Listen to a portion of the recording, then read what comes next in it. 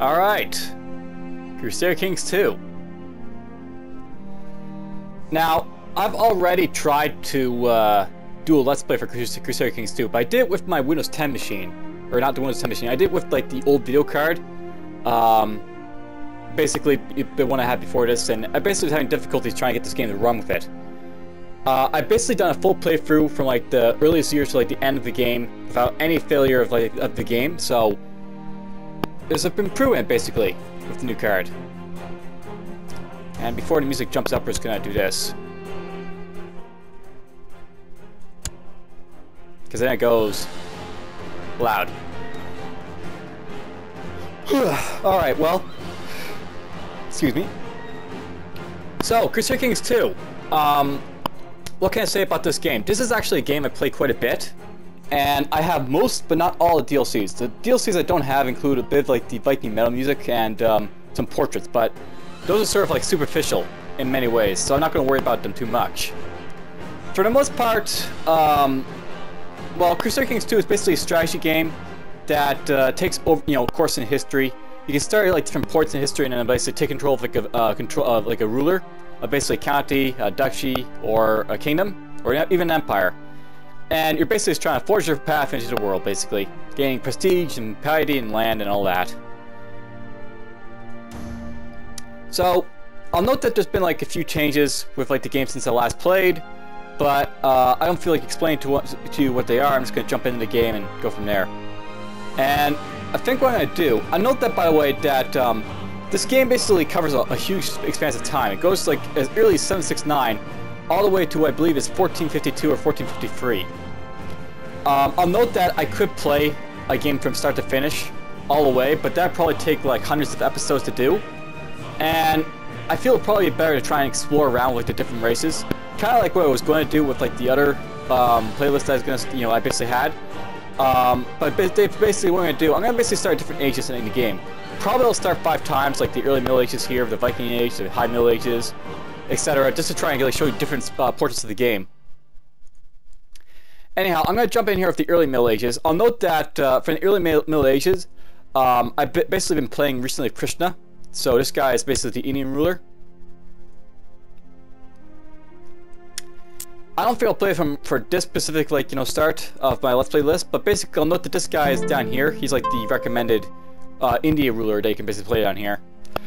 What I think we're going to do, we're going to jump in here, I think, with like this guy over here, Raja Sivakarva of Banmakaraj, which is basically, this guy's basically Buddhist, and it's basically in a kingdom I'll be basically called Araya. Alright, let's get this started. I'll basically show you off what Crusader Kings 2 is all about, hopefully, without much crashes and difficulty and such. Now, I'll note, by the way, that if I want to, I could probably play Iron Man. And I'll note, I've actually been playing Iron Man for quite a bit now, because the computer doesn't crash or anything with like the game anyway. But I think what we're going to do, we're going to do like, whoops, I didn't mean to click that one. We're going to disable the Iron Man. And the reason I'm going to disable the Iron Man is just so I can go in here and show you the ability to like design your own ruler. So I'll note that basically the game basically has this thing called Ruler Designer, which basically lets you like pick like how your character looks and basically has like skills and traits in the game. Could be a woman if I want to, but we'll be a man. We're fine with like this coat of arms. And let's just basically see here. So we're gonna call myself. There we go, Davian. Come on. There we go. DFuxa. So basically, if I want to, I can design this ruler to be like whatever I want to be. And likely what I'm going to do here, let's say I have one son. Let's say I have pretty low fertility. No, that's as low as it gets. Let's say that I have a little bit of martial here, a little bit stewardship, maybe can't go lower than 5 apparently for like your stats. We'll say let's have 8 martial, 7 stewardship. I'll be a Buddhist. If I want to, I can change this religion to be wherever I want to. So if I go down here, I can be Hindu, Buddhist, or Jain.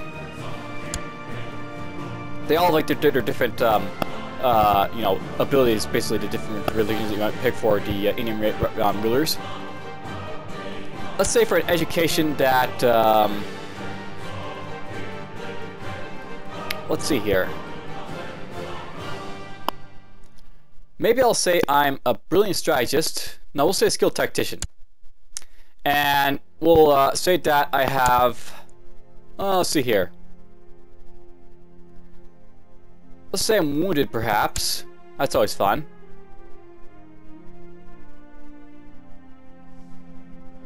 I could go for drunkard, but I think I'll avoid that. And yeah, basically, it's all these different traits you can basically pick if you want. Let's say I'll be a legitimized bastard. Why not?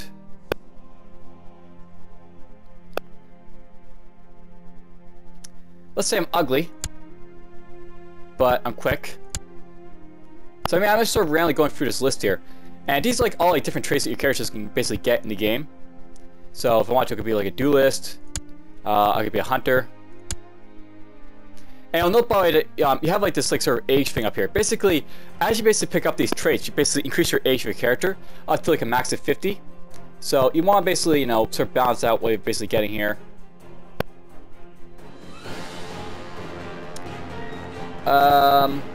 Yeah, sure, let's go with gluttonous.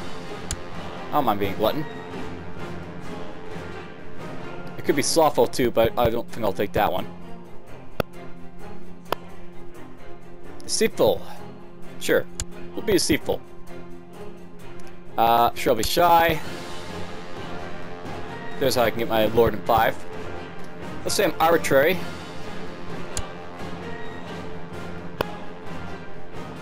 Now note that there's actually some new stuff in here. So like you have like, you know, these like different types of things in here that like, you know, probably weren't in here before if like you played this game before. Like there's something called Master Seducer, where the man is a notorious rake and debaucher who leaves a trail of broken hearts and bastards in his wake. And I have all these like different things. Be stubborn. Sure, we'll be stubborn. Yoink. I could be brawny. But you know what? I don't want to get my age up too high, so let's just go with shrewd here. I'll be 31. So let's close this. Here's what my character just looks like. I basically have all these traits. I have like this, like, you know, skills to start off with. I'll basically have 23 martial art when I'm done here. I'll have 10 stewardship, 4 diplomacy, 14 intrigue, 8 learning. I'll have 1 son, and all these, like, you know, everything else. So let's just jump in here. Now, note by the way that you can't turn on your Iron Man basically when you have Ruler's Iron going. So if you're basically, you know, designing your own ruler, you basically can't have Iron Man mode. So this is worth noting. Let's just jump in here. And let's show you off a little bit what the Buddhist ruler is all about. Alright, so in Crusader Kings 2, you play a succession of medieval rulers from a single dynasty. There is no set goal, but the world is filled with ambitious rivals. Secure more land to increase your power and protect your family. You can't hold infant amounts of land yourself. To expand, you will need to rely on vassal rulers. Keep them happy with titles and gifts, lest they decide to revolt. The game will end in 1452 if your line can stay in power that long. As a ruler, your first priority is to secure an heir. If you do not have a legitimate heir, when your character dies, the game will end. Other pressing matters appear as alerts along the top of the screen. And this is basically a pausable real-time game. This means that you can issue commands both while the game is paused when the clock is running. To pause or unpause the game, click the date in the upper right-hand corner, or press the spacebar, blah blah. You can use plus and minus signs, which would be very important for increasing the game speed or not. And it's basically played a 3D map, so I can zoom it, pan it, do whatever else I want. And I'm a riding Buddhist feudal, so here's what basically my character's like. Basically, I'm a feudal governance, so I can hold like castles and forts. I can hold tribal holdings without penalty for promises with my culture. I can build castles, cities, temples, and forts. I can revoke titles from, you know, tribal government vassals or other religions if you know, they're basically other religions. And tribal government vassals are included in my, you know, thing. And then I'm a Buddhist. So Buddhist was founded by Buddha, Siddhartha Gautama in northeast India in the 5th century BC. The religion flourished in India for more than 1500 years, building huge libraries, monastery complexes until Muslim invasions and growing power of random caste drove Buddhism out of the subcontinent. In the game, Buddhists get a significant bonus in learning, meant that they will research technologies faster. So, here's some things about the Buddhists. Basically, women can hold temple holdings. There's no penalty against female rulers and heirs. Buddhist men can take up to 3 concubines, can designate an invalid offspring as an heir. There is and can exist no religious head, and can only declare holy wars against non-Indian religions.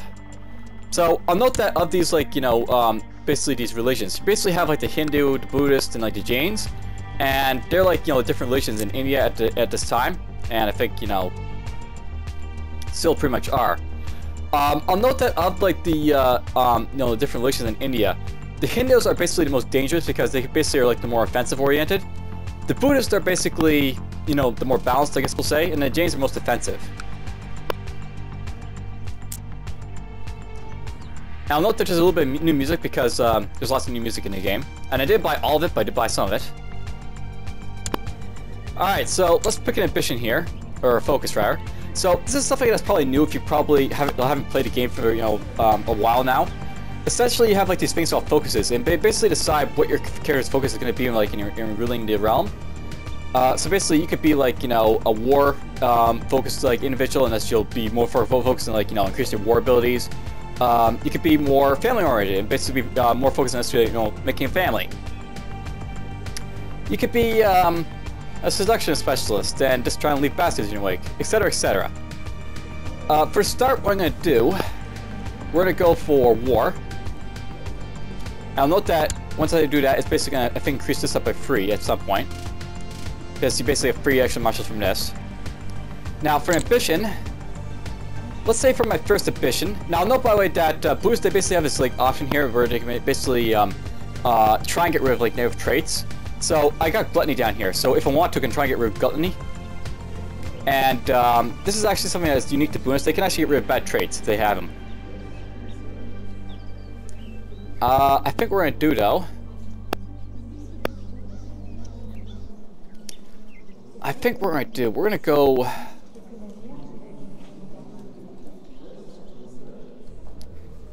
Yeah, let's go for this. We're gonna try and build prestige. So for the first little bit of the game, I'm basically gonna be focused on war and basically getting prestige from killing people, and we'll see how I do. Now I want to note by the way that I do have a son here, and because I have a son, I don't need to marry. Though if I did marry, I could basically get like, you know, different you know, like alliances and such. Basically, how alliances work in this game: if you marry up with another ruler's daughter or some like female relative of a ruler, you basically form non-aggression pacts with them, and that can basically be turned into alliance if you need to. But we'll not worry about that. Now, I'll note that on the map, this says DFuxa up here. Something unique about Indians is that they basically have, like, you know, their names basically splashed across their realms. So this is DFuxa land, so to speak. Though it's not really. If you look at it, basically here's the Raj of Toslasa, which is basically the Raj I control. But on the map, basically just says my dynasty name, which is of course why I entered as DFuxa. And these are like all the way to different, you know, factions, so I would say, for this area.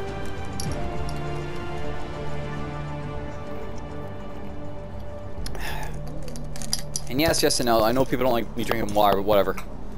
Alright, well anyways, first things first. So I'll note that this realm, I'm basically starting off with a duchy, so I would say. And as a duchy, I've got a few vassals in here. So I got, like, you know, these backers, these are basically counts. So here's like this guy, he's a count, he's my chancellor. He basically controls this realm right here. So I basically control like this entire duchy, but of this duchy, these like guys will control specific parts of it. So like this guy, he controls a specific part. This guy, he controls that just like right here. This guy controls, yes, he actually controls 2 counties, so he controls right there, and he also controls right there. This guy controls just right there, and I control these, like, you know, these 2 areas right here, as well as, like, you know, all of these other guys.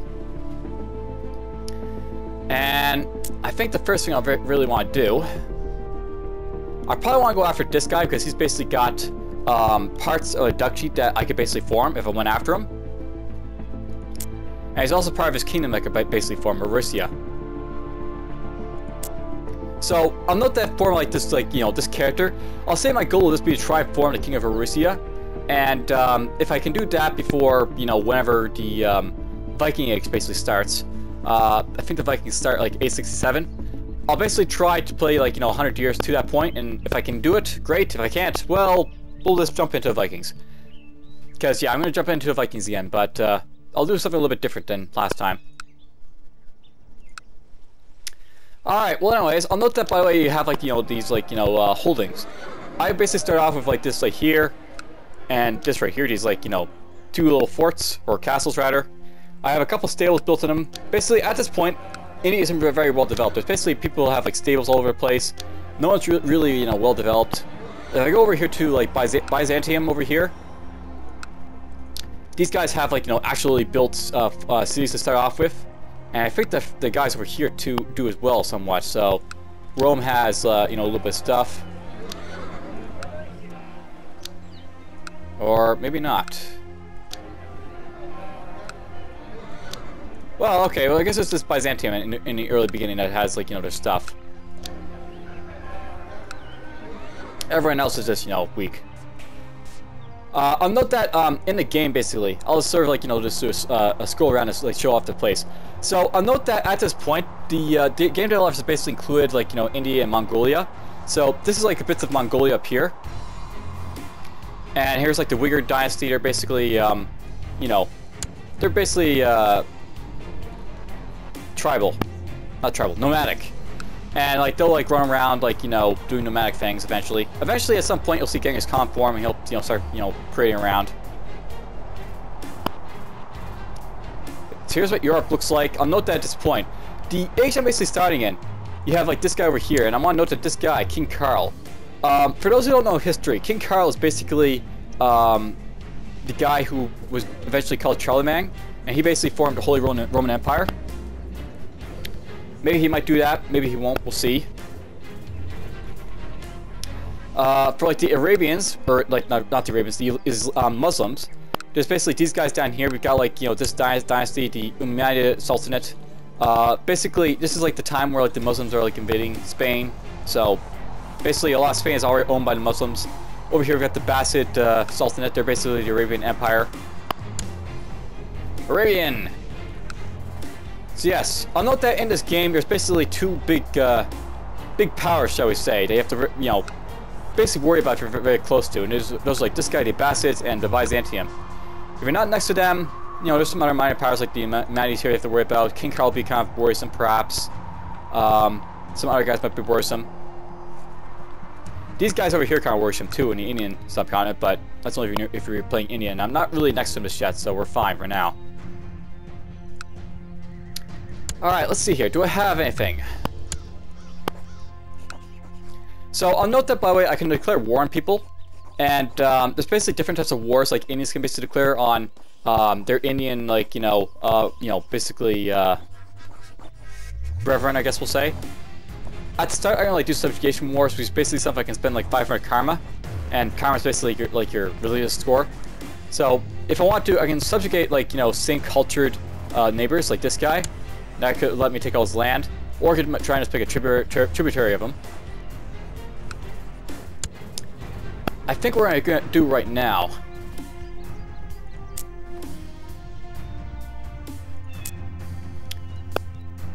You know what? Let's just start off like doing this. We're going to go after these guys and try and make tributaries of them. So, for those who don't know what a tributary is, I think it was the Aztecs. In like South America, and yes and no, Aztecs are not like part of this game yet, but whatever. The Aztecs basically something they did when they were basically forming their like their empire. They basically subjugated people by basically making them pay tribute, and of course that was like slaves and money and all that stuff. Basically that's what this is all about right now. So I have like a couple options here, and like the only real option until I basically claims for like people's territory is basically make them pay tribute to me. So I'll note that this guy, he's only got like 272 like men. He doesn't have any allies or pacts going on, so I can basically use my men, which is basically if you look right here, I've got 608 levies right now. I could have more if I wait, so I might just wait a little bit, but let's just go like this. Now this is probably something to note, by the way. Something that's been changed recently in the game is that they now have like these powerful vassals and like a council. And what these councils will do, they'll basically be like, sort of like, a sort of distraction, shall we say, that you basically have to deal with. And let's say we're going to make you the master of the hunt. Why do you hate me? Wow, you're zealous and you're Hindu. So I want to note, by the way, you basically have like, you know, all like the different Indian religions mixing and matching all over the place here. So we've got like a Hindu right here. This guy's a Hindu. That's me. Hindu. Buddhist. Hindu. So it's worth knowing that in my realm, all these guys, like, you know, except for this guy over here. So all of these like provinces up here are all Hindu. And something to know about the Hindu is that basically they're like the offensive, like, you know, Indian religion, as I was basically saying. Now, something to know about like, you know, different Indian religions, they don't really care so much about each other as do, like, you know, like I said, Muslims and Christians do against each other. Basically, religious differences in India aren't too bad. So I have to basically watch out for like these guys if they get a little bit, you know, zealous. But if you look at this guy, he's basically, if you're looking at him, he'll basically have like religious differences -9, but he won't really hate me too much. If I look at like this guy is zealous. He's got, you know, religious differences and everything else, so he won't like me too much. I may have to watch out for him, but we'll see. And, you know, after like about 10 minutes, I haven't actually played the game yet, so maybe I should actually start doing that. So here's what we're gonna do. We're gonna declare war on this guy. I'm gonna make him play tribute. And we'll raise up some forces to basically go after him. This is gonna have this guy sit here. This guy sit here. They're just gonna basically make more troops, more money. I can't do any like stealing research or anything like this yet because, you know, whatever. So let's just have this guy focused on scheming. I'll research some cultural tech because why not? I'll note that, by the way, you got proselytized tribes here, and I'll note that some of these places, if I want to, I could like go here and I could start like trying to convert this like to Buddhism, or like these guys to Buddhism. But for the most part, you don't really have to worry about religious conversions in like the Indian subcontinent if like you're like a Buddhist or Hindu or Jain. For a simple reason that because the religions get along, you know, pretty well in India, you can basically just like sort of let them sit there, and like there's no real penalties to doing so. You don't have like Hindus rising up like to like revolt against like your Buddhist leadership or anything like that. So it's pretty much all good. All right, let's get these guys to basically bunch up, and then we'll go after this guy.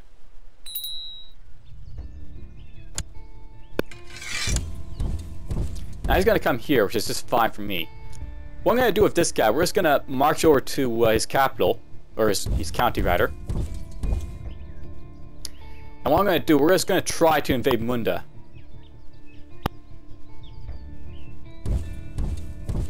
He can't really do anything because he doesn't have, like, you know, the forces to basically take on my castles or anything, even the ones without troops. So we'll basically take him down, and then we'll make this guy pay tribute to me.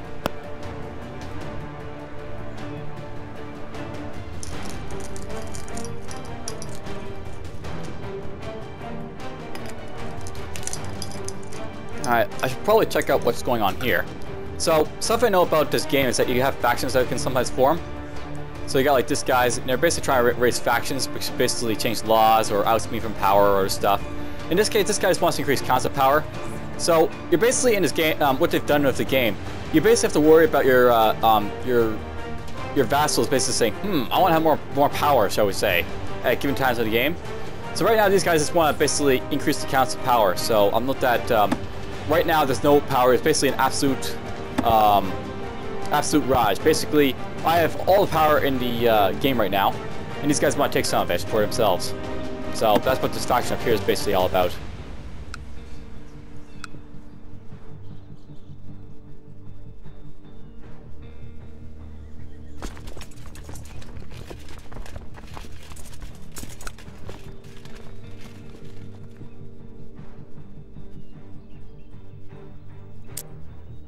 So I'll note that these three counties up here, they're all part of the Bihar Kingdom up here. It's worth noting.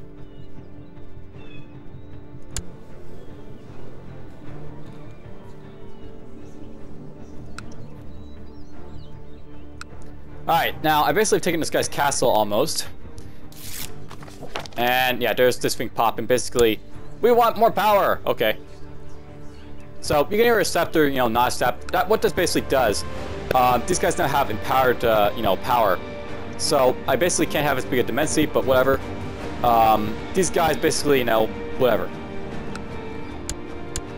Alright, so basically I took this guy's castle.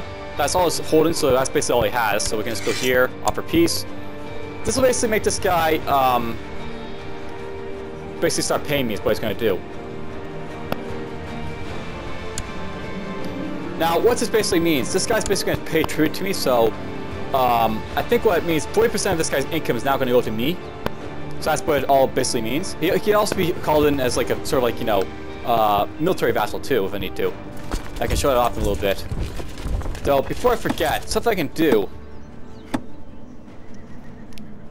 I can actually change laws. I actually should have changed that law before this guy demand anything, but oh well.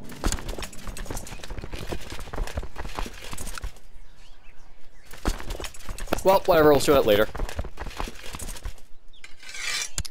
Alright, so we basically got this guy to basically be our tributary. And that basically means that he's going to basically pay some of his income to me. He isn't going to like me too much for declaring war on me or anything, but whatever. That's his problem. So, here's a Jane up here.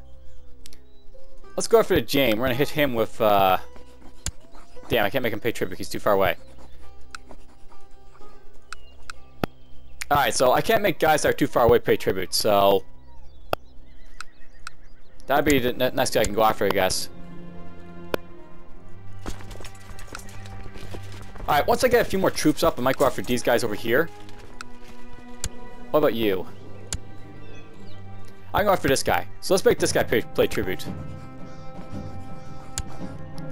I'll make this guy pay tribute and I'll get some money for it. So I'll note that because I basically conquered this guy and made him a tributary, you can actually call him in as an ally.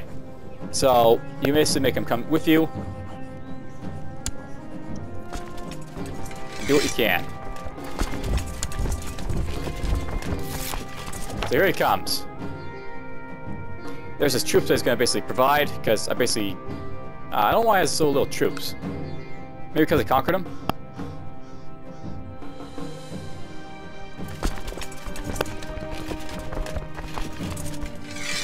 Now, right now I've got basically similar, like, you know, troop numbers, but it doesn't really matter too much. I guess I'm marching into his territory. And here's like your, like, you know, your little tributary over here coming for me. Alright, I should probably check this first. So, there's actually a river flowing between me and him, so we're actually going to stay here.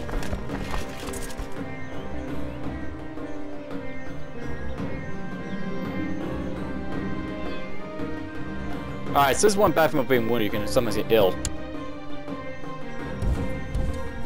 Okay, I'm going to try and grab into his territory before he gets back.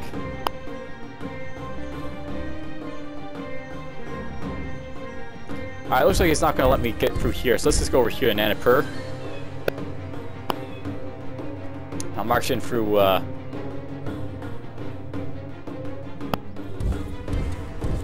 there. The problem is I basically didn't have time to basically get the car recruited before him, so... And he's actually going to attack me, apparently, so that's really stupid of him. So here's a fight. He has less troops than me. And... Uh-oh, this is actually going badly, I think. Nope, we're winning. So yes, we got a battle here. We're attacking each other.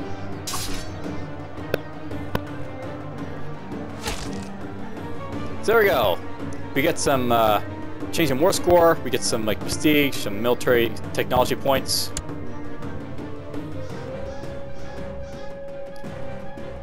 And these guys apparently broken up into a civil war. So what's going on over here? It looks like this guy is defending against the revolt to get oust this guy from power. So here's like you know, a faction basically form where a bunch of guys want to oust the ruler from power, and if they win, they'll oust him from power. If they lose, then he stays in power. That's what I know about this kingdom. I don't mind like this. I didn't mind playing this kingdom, but one thing about the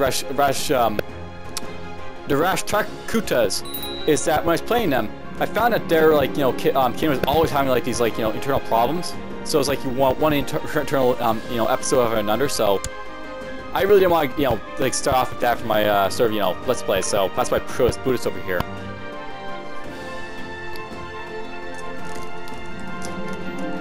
alive! Hooray!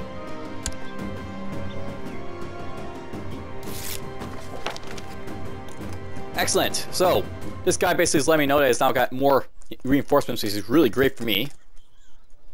Means more troops. More troops means more kicking ass power.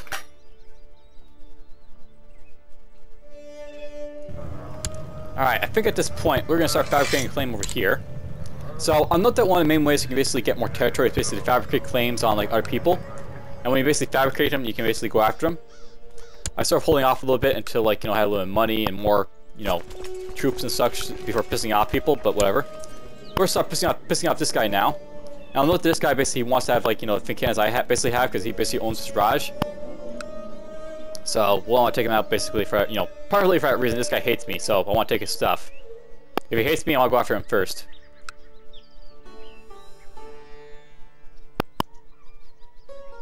Alright, we've almost taken this guy's castle.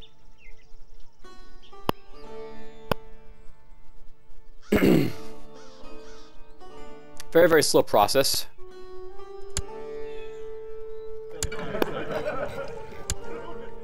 Alright, now note by the way, there's another river going between these two counties over here, so I probably don't want to invade this guy. Plus he's in a jungle, so it's basically going to hurt me to try and attack this guy, so we're just going to go over here to Kanda. And note that you can actually enter a rival's territory without, you know, much penalty. You basically freely move your troops all around in this game. Now we'll go over here. And I feel like there's still a river over here, so let's see, where's the river?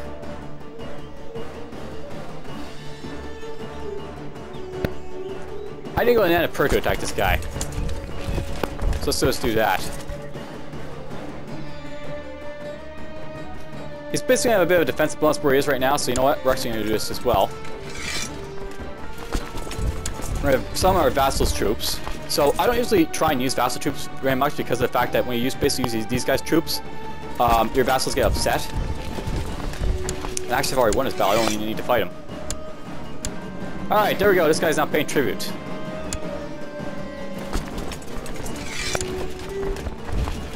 So, this guy's now paying me tribute.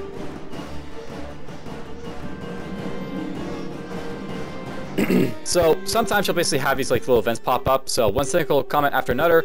I could not take it anymore. I even tried to bribe Subhara Deva, so he shut up and stopped firing cynical remarks at me. Stop it, please! Here's your coin, you cynical man. I don't like cynicism.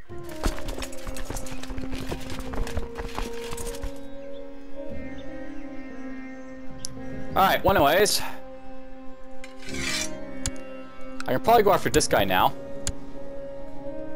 He's only got 859 troops versus my... Oh, okay, so sometimes you can basically have these pop up. So this guy is basically, he's got the carousing focus. And something that allows him to do is basically carouse with people.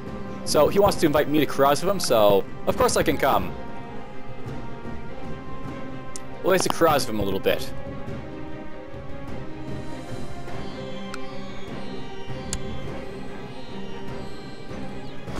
Gives me more time to get more troops, I guess. Why not?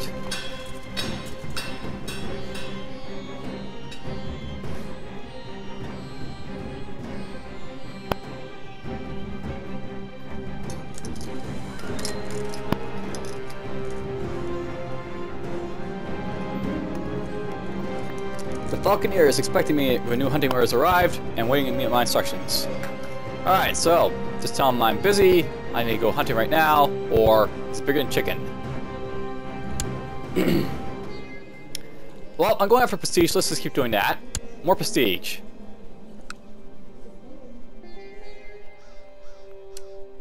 And let's just speed up the game until we get this guy's carousing for to fire off.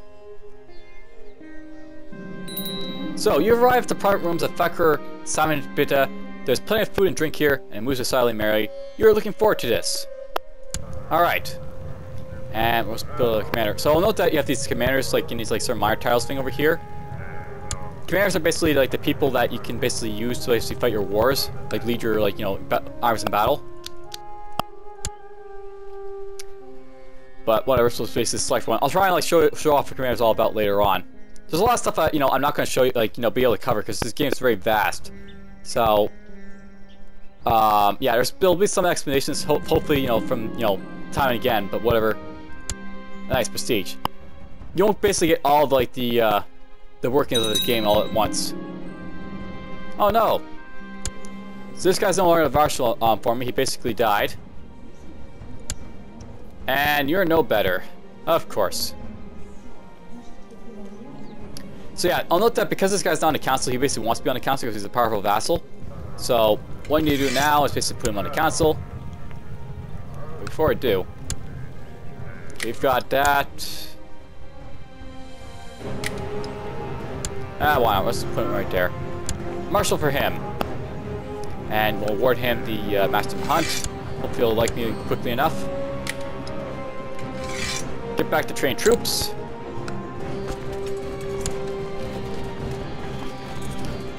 And I think at this point we can go after this guy now, so we're gonna make this guy a tributary. We'll call both my guys in to basically help me out. So these guys are gonna help, these guys are gonna help. And because this guy's got plenty of troops, we're actually calling our vassals troops as well. Get everyone to go right here. So he's in the war. And he's in the war. And here's this guy's troops, here's these guys' troops, and here's my troops. Lots and lots of troops. Oops. Okay, so note that right here, this guy's got a defensive advantage. So because he's in a jungle, his troops are basically getting like a bonus to attack. Those Hork Harsters are basically getting a penalty. Let's see here. There's actually no river crossing between here and there. So what I might do, I'm going to try and hit this guy with this big army. So they're basically going to hold those guys off while I hit this guy over here.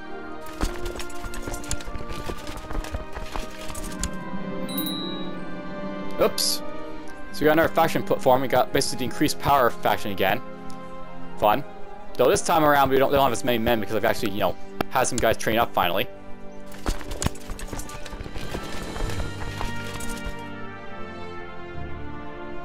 Yeah, this guy's decidedly losing the battle, so that's unfortunate, but oh well. Alright, the battle starts. We basically have another jungle here to basically fight in, but I've got way more troops. These guys are going to join me too.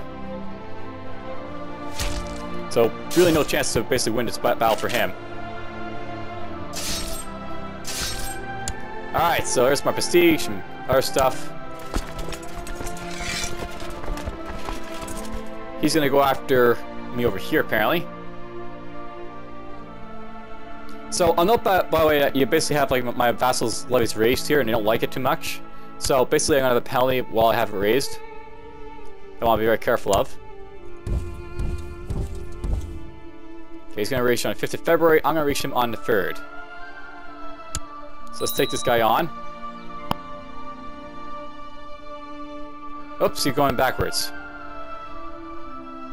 Well, I have a bigger army than him, so let's go after him and take him out. Alright, so he keeps using his favors, apparently.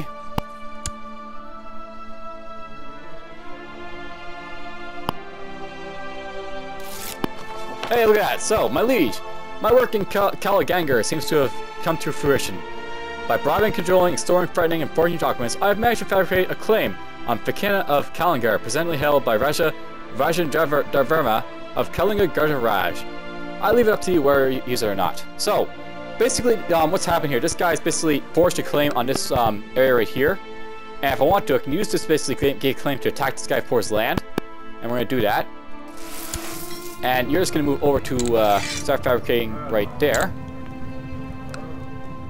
So, I'm basically fabricating on this guy's stuff over here, so I basically can take control of it. And hopefully, make use of it later on.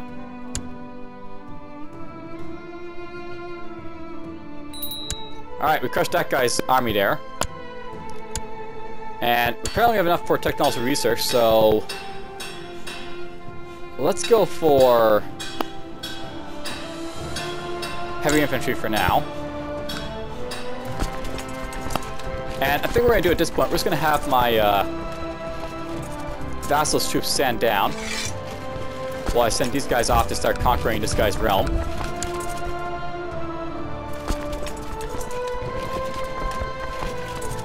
Basically, at this point, I've wiped out most of this guy's army, so I can probably stay in here and conquer a little bit.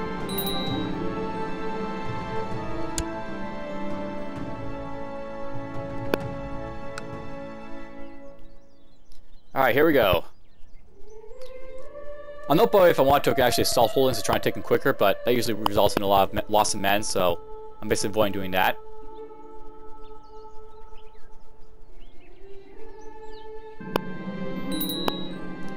You know, this is one annoying thing about this game. I don't think the favors really work as well as they should.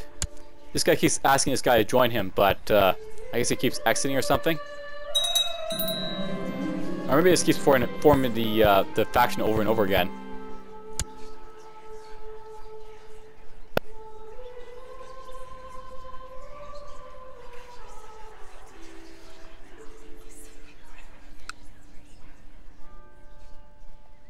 Hey, there's this guy's army running away. So this guy's apparently under attack by this guy down here.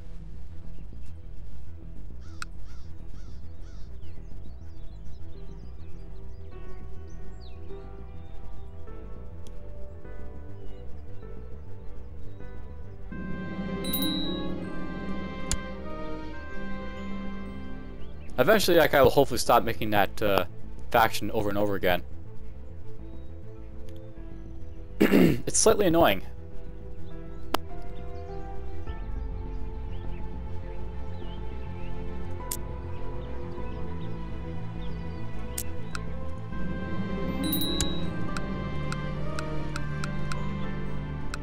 I was doing a quick looking at holding numbers, by the way, while I'm just clicking all these places. I'll note that one of the reasons I picked this guy is because he basically has 5 holdings, and this is actually really good to have. 5 holdings at the start. This is a really nice province, basically. A really nice province.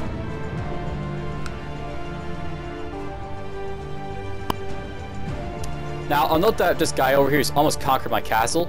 So, this is something to note. Basically, if you have enough troops and you have more troops like defenders, you can basically conquer places eventually. So, once he basically conquers this, I'll have to go back and conquer it from him, but we're going to stay here and just like try and conquer what we can over here first.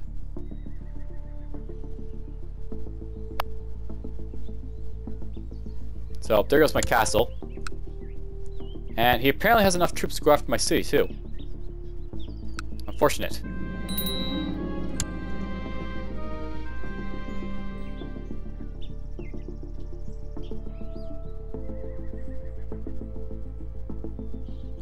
So yeah, basically I've got like this negative war score because he took out my capital's, you know, thing there.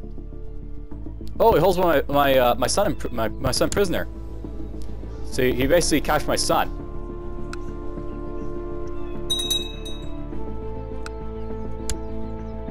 Well, that's unfortunate.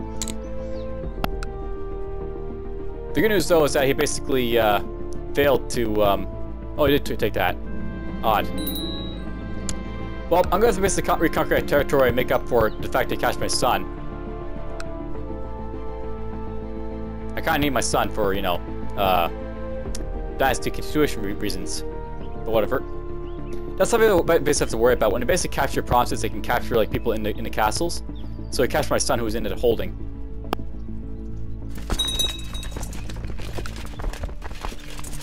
And there we go. So, they basically captured both the castles in this fort here. We're just going to go after this guy now. Basically smash up his army a little bit more.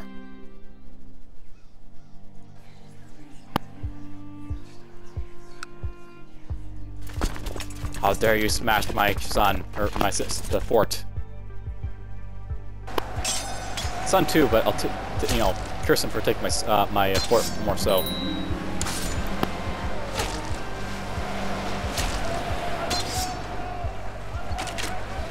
Alright, there we go. We smashed his army. I'll start capturing my stuff again.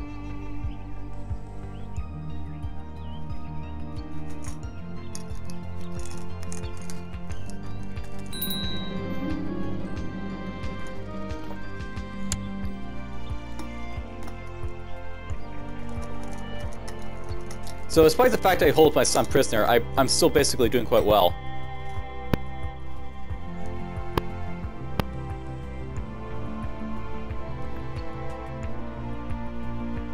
You know what? We could probably take this castle with an assault, so let's just do it.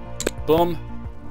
So I lost a few troops, basically 100 troops or so capturing that, but we got back.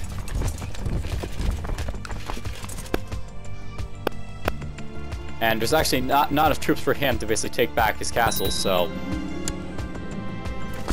we got a big leg up in this guy.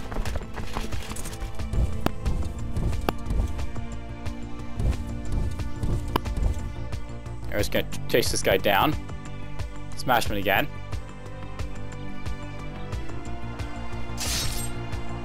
So this guy was attacked in the mountains, so lots of defense for these guys in mountains, but he has so little troops, doesn't really matter.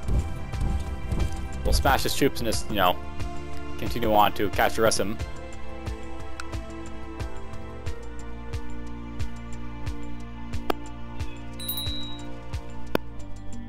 I probably would have won at this point, but because of the fact that my son here has been captured, I can't really do anything about it.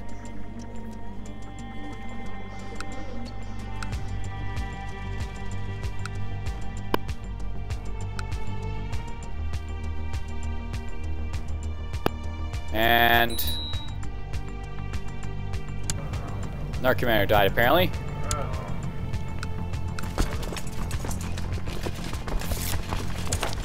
Oh, look at that. We managed to get another claim. So, we now have the claim on this one. We'll have you go after the final province. He's actually doing quite well, my counselor. My chancellor. We're going to smash this guy one more time.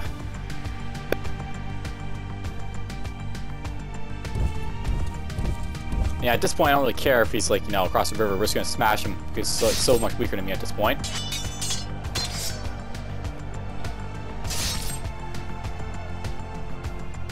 There goes his troops again.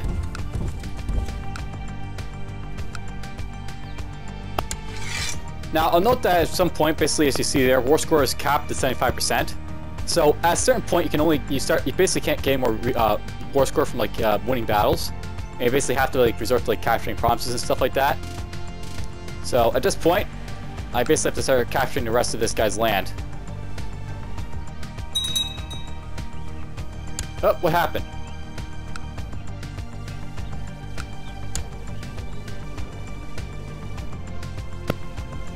I think this guy might have died.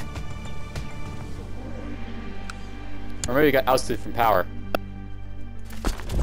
It's possible that, you know, these guys can get ousted from power every so often, so when that happens, basically you lose your, like, you know, ability to basically continue the war.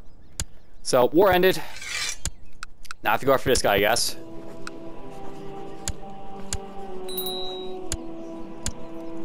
The good thing about this, though, is that he's basically going to be really weak from, you know, my attacks from like before. So I'm going to send my troops here. And this guy probably won't have much defenses really against me.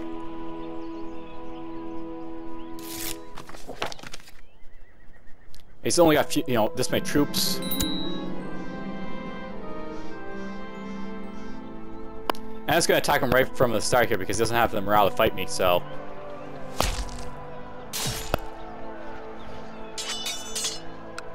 Just destroy him. And you notice that all these, like, you know, these holdings of his, they're not really basically fortified or anything, so...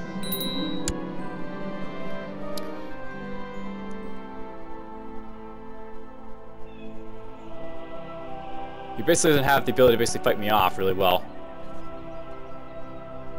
Now we're just gonna assault this one. So basically, you don't want to be assaulting, like, holdings unless you really got, like, a troop advantage in most of these cases, because you'll basically lose troops doing so. But... in this case, I'm just going to attack him because he's got, you know, much less troops in these places, so it's not that bad a, you know, a thing to do, consider. Wait to full morale. And... whoa! Alright, so there's like something I know. If you basically don't have enough troops, you basically have difficulty going after him. And this guy wants to increase constant power again. Okay. I don't mind if they want to increase it a little bit, because it actually helps early on to sort of have a little bit more power. Basically, like, having this up here gives me more vassal limit, which is actually sort of useful in the beginning, so... Uh-oh, this guy might not be able to win this battle. Or maybe he will. Look at that, he's gonna win this one. Go, go, go! So there's my ally kicking ass. Alright. And assault.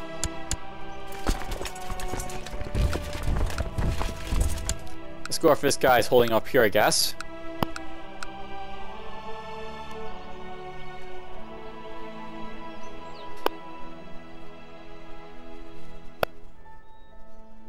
I'll note, by the way, that one of the problems here is that because I attacked these holdings, I basically lost a lot of men. So that's what triggered this faction to basically fire off here, like, ooh, this guy's less men now. I can go use my demands. So basically with factions, you want to be very careful with like how like you sort of like, you know, use your troops. Because I basically, you know, used all his troops there, this guy decided to take advantage of it and basically, you know, fire off his faction claim or his request, basically to get more power. If I like kept my, you know, not attacked him and kept my troops high, he wouldn't have done it. But because I did, he did. So makes sense, right?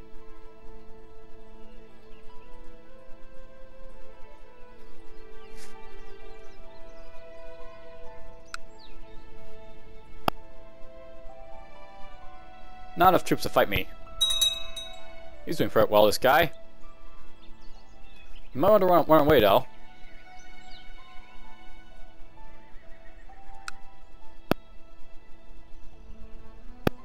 Yeah, he's going to go after him now. Alright, you know what? We're going to do this. We're going to basically split off a new unit. So this is something you can do, by the way. You can split off new units. And what we're going to send these guys off to help this guy.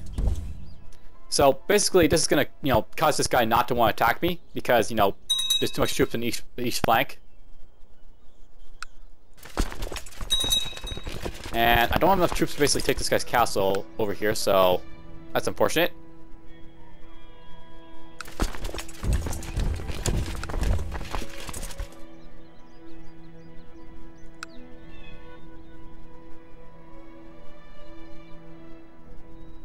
And it looks like I collected his troops too there, so slowly we'll take off his city here.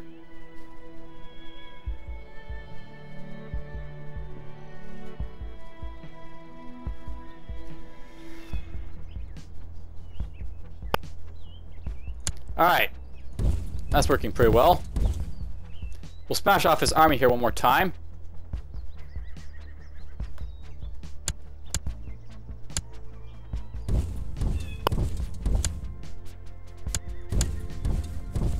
This should be enough to basically make him pay tribute to me as well.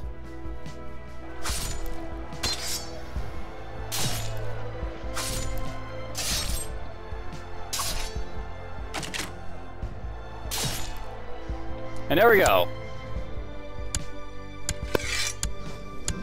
So, that'll be the first episode. I managed to make this guy pay tribute, this guy make tribute, and this guy make tribute.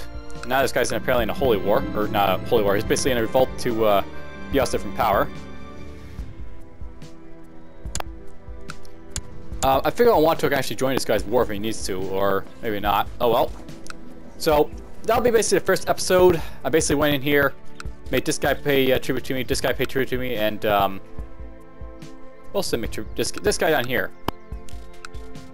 Basically, if you guys pay me tribute, that basically means I'm gonna make a lot more money. So that's more wealth for me. I can use that wealth to basically go after this guy soon and take off his land.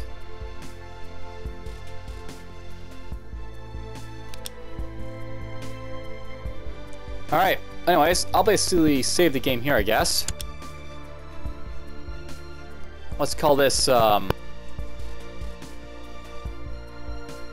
early age. Let's play start.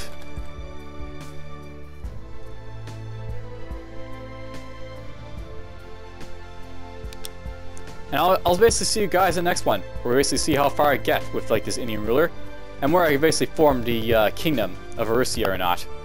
For now, take care.